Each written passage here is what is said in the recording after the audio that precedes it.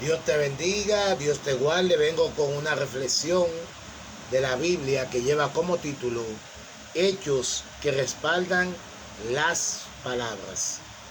Cuando alguien pertenece al reino de Dios, lo demuestra por lo que hace y no solo por lo que dice. Primera carta a los Corintios, capítulo 4, versículos 20 y 21.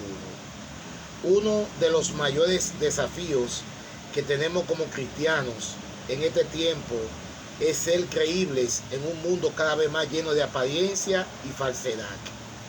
Vivimos en una generación donde abundan las palabras, los discursos y las promesas, pero escasean los hechos, porque el reino de Dios no consiste en palabras, sino en poder. Primera carta a los Corintios 4:20. Sin embargo, el reino de Dios no solo se establece con palabras bonitas, sino con vidas transformadas y acciones visibles. Ser hijo de Dios no se demuestra solamente con lo que proclamamos, sino con lo que vivimos cada día.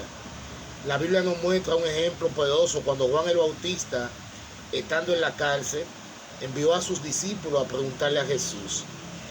Y al oír Juan en la cárcel los hechos de Cristo, lo envió dos de sus discípulos a preguntarle: ¿eres tú aquel que había de venir o esperamos a otro? Y respondiendo Jesús le dijo: y hacer saber a Juan la cosa que oí y veí. Mateo 11, de 2 al 4. Este pasaje impacta profundamente porque los hechos de Jesús eran los que hablaban por él. Ante la duda de Juan, Jesús no respondió con un largo discurso teológico, sino con evidencias visibles. La cosa que oí y veí. Oí palabra, veí hechos. No eran solamente sus palabras las que confirmaban quién era él, sino también sus obras, sus milagros, su compasión, su amor por los necesitados y su obediencia al Padre respaldan cada palabra que salía de su boca. Existe una frase muy conocida que dice: tus hechos hablan tan fuerte que no alcanzo a escuchar tus palabras. ¿Cuánto necesitamos recordar esto hoy? Jesús también confrontó a los religiosos de su tiempo cuando dijo: en la cátedra de Moisés se sientan los escribas y los fariseos, así que todo lo que os digan que guardáis, guardarlo y hacerlo, mas no hagáis conforme a sus obras, porque dicen y no hacen. Mateo 23, capítulo 2 y 3. Los fariseos enseñaban la ley, pero no la vivían. Sus palabras eran correctas, pero sus hechos la contradecían. Predicaban obediencia, pero practicaban hipocresía. Por eso la gente se maravillaba de Jesús.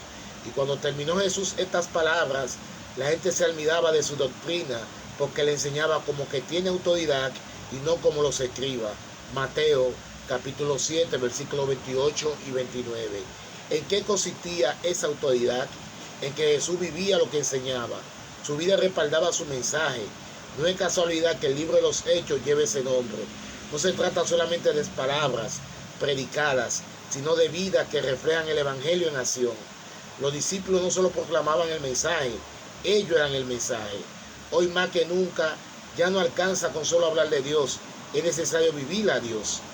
La verdadera autoridad espiritual no consiste en saber mucho, ni en hablar con mucha elocuencia, ni en tener la última revelación. La verdadera autoridad nace cuando la palabra primero nos transforma a nosotros. No se trata solo de impartir enseñanza, sino de permitir que la palabra se haga vida en nosotros, que se vuelva visible en nuestras decisiones y en nuestro carácter y en nuestra manera de vivir. Las Escrituras nos advierten: tengan cuidado de ti mismo y de la doctrina, persiste en ello, pues haciendo esto te salvará a ti mismo y a los que te oyeren. Primera de Timoteo 4:16. En otras palabras, cuida tu vida, porque quizás tú seas la única Biblia que muchos lean. Tal vez haya personas que nunca abran una Biblia, pero sí observarán tu conducta, tu paciencia, tu amor, tu integridad y tu manera de enfrentar las dificultades como embajador de Cristo. En este tiempo, Dios también nos está llamando como iglesia a recuperar la credibilidad que muchas veces se ha debilitado cuando nuestras palabras no han coincidido con nuestra manera de vivir. El mundo no solo necesita oír lo que creemos, sino ver la evidencia de nuestra fe en nuestras acciones diarias. Pero cuando lo que decimos y lo que vivimos caminan en la misma dirección, La fe deja de ser un discurso y se convierte en una realidad visible que impacta a otros. La buena noticia es que Dios en este tiempo está levantando una generación de hombres y mujeres que no solo predican con palabras, sino que respaldan su fe con hechos. Una generación que no solo habla de luz, sino que camina en la luz. Una generación que no solo enseña verdad, sino que vive en verdad. Una generación que entiende que su mayor mensaje no está solo en lo que dice, sino en la vida que decide vivir cada día delante de Dios y de los hombres. Mis hechos respaldan lo que digo creer. Hay áreas en mi vida donde mis palabras y mis acciones no coinciden. Estoy reflejando a Cristo con mi manera de vivir diaria. Si alguien observa mi vida, podría ver a Jesús en mis acciones. Oremos. Señor amado, ayúdame a no ser solo alguien que habla de tu palabra, sino alguien que la vive. Que mis hechos respalden lo que mis labios proclaman. Transforma mi vida de tal manera que otros puedan ver a Cristo en mí. Dame un corazón sincero, íntegro y obediente, para que mi vida sea un reflejo de tu verdad. Hazme un testimonio vivo de tu amor y de tu poder, en el nombre de Jesús.